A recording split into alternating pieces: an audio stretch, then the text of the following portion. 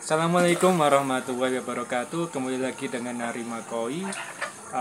Pada kesempatan kali ini saya akan berbagi pengalaman bagaimana cara memelihara koi bagi teman-teman yang masih pemula atau baru yang menekuni dunia koi. Memelihara koi merupakan salah satu hobi yang gampang-gampang susah sebetulnya, dan merupakan hobi yang relatif cukup mahal apabila koi-koi yang dipelihara itu adalah jenis-jenis koi yang memang memiliki kualitas bagus. Ya sampai 300, 400 ribu, bahkan ada yang sampai 5 juta, 6 juta. Nah, bagi teman-teman yang pemula, saya sarankan pada awal-awal memelihara koi, meskipun ilmunya sudah dapat, teori-teorinya banyak dari sumber dari YouTube, dari internet dan sebagainya, sebisa mungkin kalau memang belum pernah berkecimpung di dunia koi, lebih baik memelihara koi yang harganya terbilang relatif murah, mungkin di antara harga 50 sampai 200 ribu lah. Karena kalau seandainya terjadi hal-hal yang tidak diinginkan, itu nanti kerugiannya tidak besar. Nah, problem pertama atau mungkin hal-hal pertama yang harus diperhatikan adalah, yang pertama adalah terkait dengan kolam, di mana kolam pada ikan koi memiliki spesifikasi yang mungkin berbeda dengan kolam-kolam ikan-ikan hias yang lainnya, karena pada ikan koi membutuhkan filtrasi yang mumpuni. Jadi kalau belum paham cara membuat kolam, ya lebih baik diserahkan pada tukang kolam yang itu memang khusus untuk pembuatan kolam-kolam koi. Jangan diserahkan ke yang pembuatan kolam-kolam hias, ikan-ikan hias pada umumnya, karena nanti biasanya dalam pembuatan terutama bagian filtrasi itu kurang maksimal. Nah, itu terkait dengan kolam, jadi filtrasi harus bagus. Nah, biasanya kalau yang media-media yang murah itu biasanya pakainya, yang paling banyak digunakan adalah jaring nelayan. Jadi beli jaring nelayan yang memang diperuntukkan untuk koi, biasanya banyak yang jual itu. Jadi jaring-jaring nelayan bekas itu, termasuk yang di tong sebelah sana itu juga isinya jaring nelayan yang untuk filtrasi pada kolam belakang ini. Kemudian yang kedua biasanya yang sering dipakai adalah batu gombong. Batu gombong itu nanti biasa digunakan untuk rumah bakteri yang nanti untuk menguraikan kotoran pada ikan. Sedangkan pada jaring nelayan biasanya digunakan untuk menyaring kotoran-kotoran yang lebih kasar. Hasilnya bisa dilihat pada kolam yang di belakang ini. Nah, filtrasi memang merupakan salah satu hal. Kolam itu adalah kunci utama di dalam pemeliharaan koi, dan airnya itu juga harus bagus. Air yang bagus itu bisa jadi kalau proses filtrasi di dalam kolam tersebut juga bagus.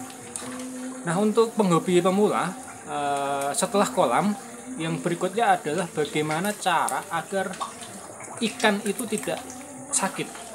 Karena nanti banyak faktor yang menyebabkan ikan itu mengalami sakit. Terutama biasanya yang sering terjadi itu adalah karena ada dua biasanya yang sering menjadi momok utama bagi penghobi koi, terutama bagi yang pemula-pemula ini, yaitu bakteri Aeromonas dan jamur insang. Nah, ini sering terjadi ketika memasuki musim penghujan seperti ini.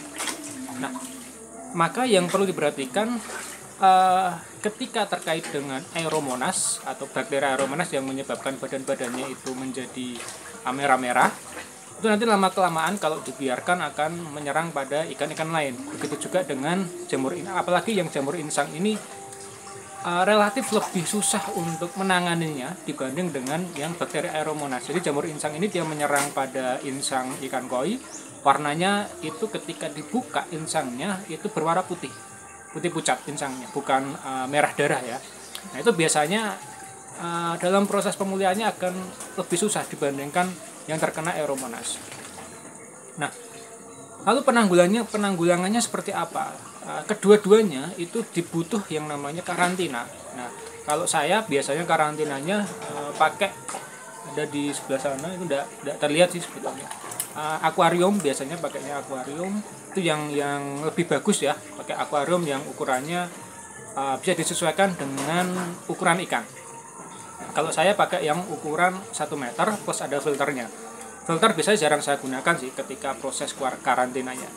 Nah, Dalam proses karantina, hal yang paling utama adalah harus ada yang namanya heater.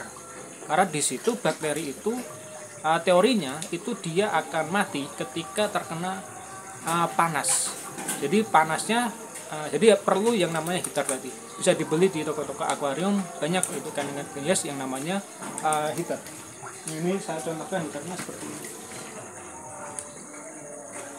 Nah, jadi heater ini wajib ketika proses karantina. Ketika ini tidak ada heater, maka proses penyembuhannya akan lama. Nah, kemudian yang berikutnya adalah obat.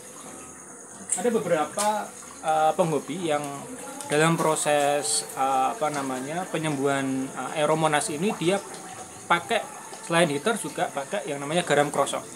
Garam krosok boleh diberikan, tapi kalau saya biasanya tidak pakai. Beda-beda ya, jadi setiap penghobi itu punya mekanisme atau cara untuk proses karantina ikan itu beda-beda. Kalau saya biasanya tidak pakai garam krosok yang dimasukkan ke dalam bak karantinanya. Kalau Aeromonas saya pakainya biasanya adalah Inrofloc 25 atau apa itu namanya yang cair, itu biasa saya pakai. Nah, itu biasa digunakan untuk ikan-ikan konsumsi seperti lele, nila, itu sering pakainya itu Inrofloc. Atau bisa juga pakai yang lain. Kalau saya pakainya Inrofloc karena di kolam saya terbukti itu bisa lumayan membantu untuk proses penyembuhan. Nah, kalau yang jamur insang itu biasanya saya pakai Red Blue Dog. Tapi memang kalau jamur insang lebih susah penyembuhannya. Nah, maka itu perlu dihati-hati ketika ada salah satu koi yang menunjukkan ciri-ciri lemas, kemudian tidak aktif, itu segera saja diambil, kemudian dicek apakah dia mengalami penyakit Aeromonas atau mungkin jamur insang atau white spot, atau mungkin ada beberapa ikan yang sering menggesekkan tubuhnya ke dasar kolam. Biasanya itu terjadi karena adanya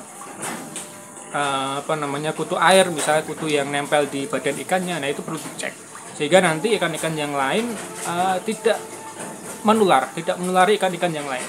Nah, biasanya ketika pemula di hobi koi yang memang benar-benar tidak punya ilmu dasar, artinya dia belum pernah memelihara ikan koi, itu biasanya yang terjadi sering banyak ikan yang mengalami kematian mendadak yang disebabkan oleh tadi Aeromonas. Nah, kuncinya apa?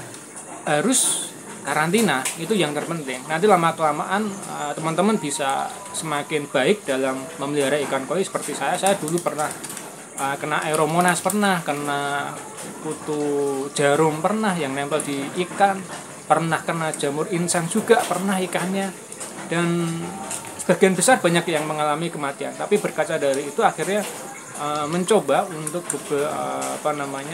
mencari ilmu-ilmu lain supaya ikan-ikan ini tidak mati. Nah, seperti yang di kolam yang belakang ini, alhamdulillah sejak pertama kali pakai kolam ini dari filter 2 tong gitu, yang isinya jaring nelayan dan batu gombong, saya katakan hampir 90% itu di kolam ini tidak pernah kena penyakit Aeromonas dan jamur insang. Nah, yang pernah adalah kutu. Dulu pada waktu dulu pernah kejadian ikan-ikan ini banyak yang kena kutu sehingga banyak yang loncat. Nah, itu kalau kena kutu berarti penyembuhannya bisa pakai lupa saya namanya. Nanti saya coba cekkan, saya taruh di deskripsi. Ada ya bentuknya saset kecil, itu nanti bisa digunakan untuk membunuh kutu-kutu itu. Nah, hal yang paling dasar juga ketika membeli ikan baru adalah wajib dilakukan karantina, terutama pada kolam yang memang benar-benar sudah stabil. Karantina pada ikan baru itu sangat penting karena itu digunakan untuk melihat apakah ikan yang baru dibeli itu kena penyakit atau tidak. Takutnya adalah pada waktu dibeli ternyata ikan ini terkena penyakit di mana belum ketahuan bahwa itu kena penyakit. Artinya dia misalnya kena jamur insang pada waktu pembelian itu masih bagus, tapi ketika sudah sampai di tempat kita ternyata jamur insangnya mulai berkembang banyak. Atau Aeromonas juga bisa seperti itu. Atau tadi yang terkait dengan kutu. Kutu itu dulu kejadian yang punya saya itu karena memasukkan ikan baru tanpa saya cek dulu. Akhirnya kena semua. Nah, tapi alhamdulillah sekarang sudah aman. Nah, jadi itu terkait dengan proses karantina ikan. Itu sangat penting. Karantina ikan ya. Yang berikutnya adalah terkait dengan kejernihan air seperti yang di belakang ini. Kemarin 2 tong itu isinya adalah yang pertama jaring nelayan. Nah, jaring nelayan itu bukan saya bungkus seperti itu, bungkus per apa.